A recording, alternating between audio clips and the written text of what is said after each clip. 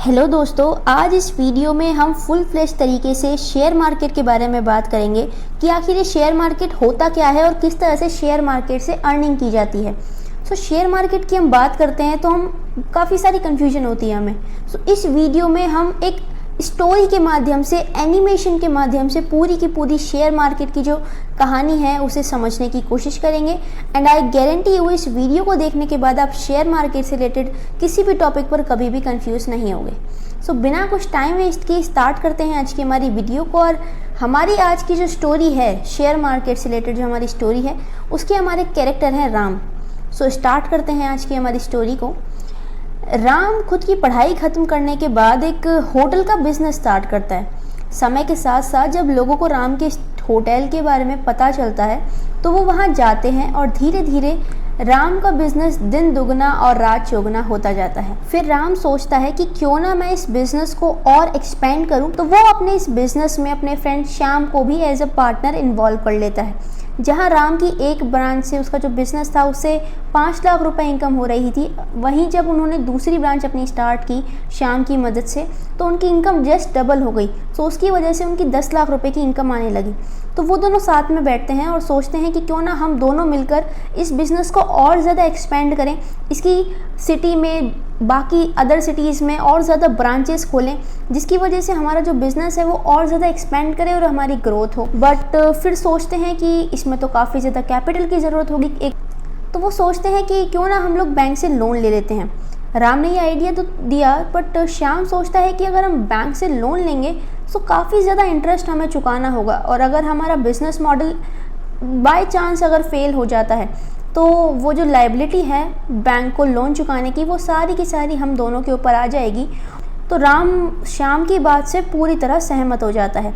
ऐसा होने के बाद वो दोनों सोचते हैं कि क्यों ना हम हमारे एक कंपनी स्टार्ट करें, जिसमें हम हमारी कंपनी का कुछ हिस्सा लोगों को बांटें, लोगों को डिस्ट्रीब्यूट करें, जिससे हम उनसे कुछ अमाउंट लेंगे और वो अमाउंट हम हमारे बिजनेस में इन्वेस्ट कर देंगे। राम और श्याम एक कंपनी बनाते हैं, राम एंड श्याम लिमिटेड। ऐसे ही करने के बाद वो दोनों का जो बिज़नेस था, 5 लाख एक ब्रांच का अमाउंट था और 5 लाख दूसरी ब्रांच का अमाउंट था।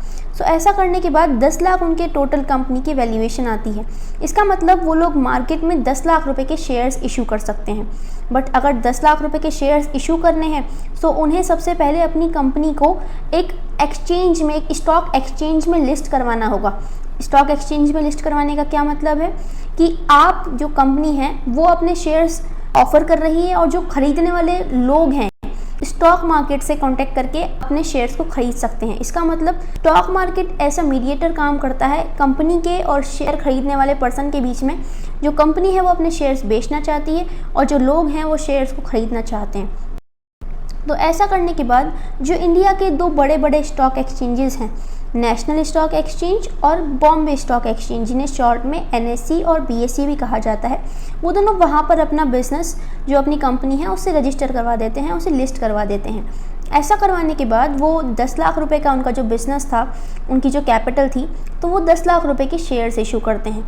इसका मतलब उन्होंने 1000 शेयर्स अपनी कंपनी को, अपने पूरे बिजनेस को 1000 हिस्सों में डिवाइड किया, और जो उन हिस्सों को खरीदेगा वही उन हिस्सों का मालिक कहलाएगा। अब हम जानेंगे कि हमें किस तरह से मालूम हुआ कि कंपनी के एक शेयर की वैल्यू 1000 रुपीज़ आई। तो इसके लिए हमें करना क्या है, एक छोटा सा मीनिंग समझना है।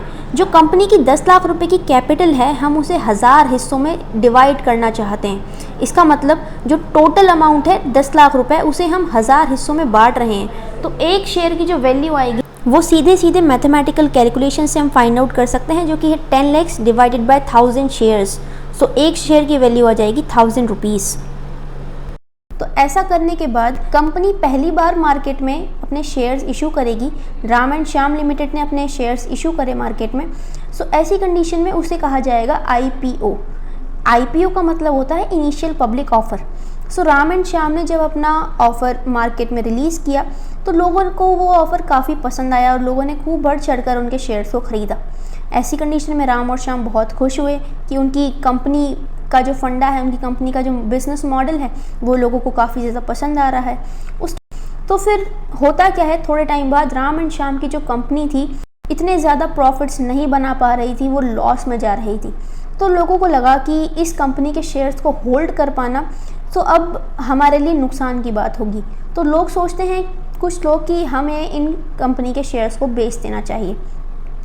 तो कुछ ही लोग उस टाइम ये भी सोच रहे होंगे कि नहीं, राम एंड श्याम लिमिटेड की जो कंपनी है उसके प्राइसेस अचानक से बहुत ज़्यादा इंक्रीज़ होंगे। तो कुछ लोग शेयर्स को बेचना चाहते हैं और कुछ लोग चाहते हैं कि हम उनके शेयर्स को ख़रीदें।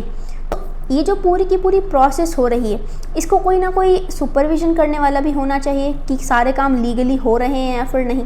तो ऐसी कंडीशन में एक गवर्नमेंट की ऑर्गेनाइजेशन सीन में आती है जिसे कहते हैं SEBI, stock exchange board of India, जिसका काम ही यही होता है कि वो शेयर मार्केट में जो भी एक्टिविटीज़ हो रही हैं उनको सुपरवाइज़ करे।